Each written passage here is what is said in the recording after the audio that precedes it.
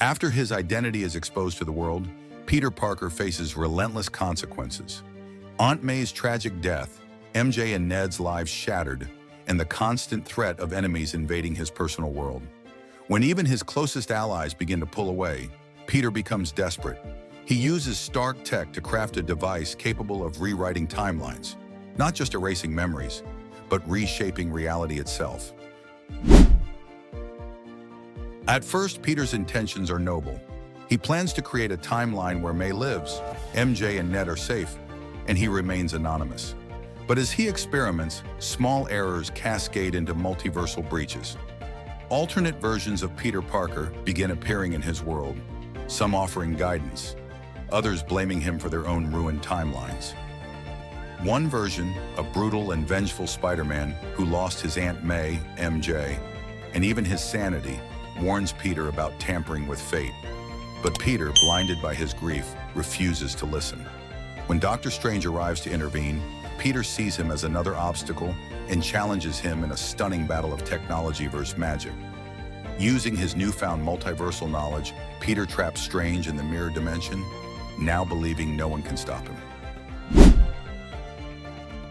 With Strange out of the way, Peter recruits variants of himself, other Spider-Men who have lost everything and are willing to enforce a new Spider Order across the multiverse.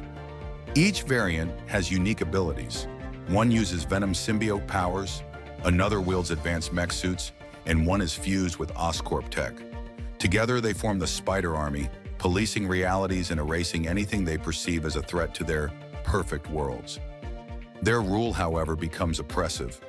Universes are stripped of their individuality, and Peter justifies his actions with the mantra, "With great power comes great responsibility, to protect the multiverse at any cost." Meanwhile, a resistance begins to form.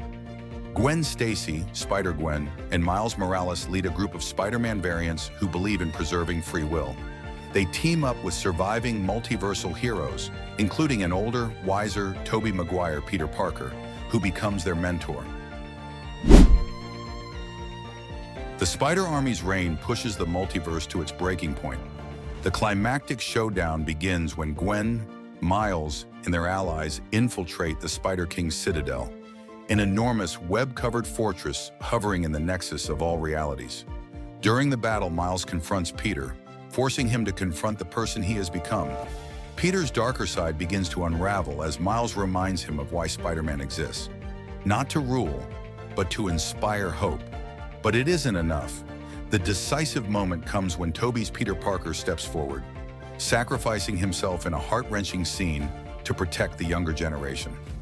In his dying words, Tobey's Peter tells the villainous Peter, "We're all broken, but being Spider-Man means choosing to fix what we can, not control it all." This sacrifice triggers a transformation in Peter, who realizes the cost of his actions. Peter is left with an impossible choice: keep his multiversal device intact, maintaining his control over the dimensions, but losing all remnants of his humanity, or destroy it, undoing his grip and restoring the natural order at unimaginable cost.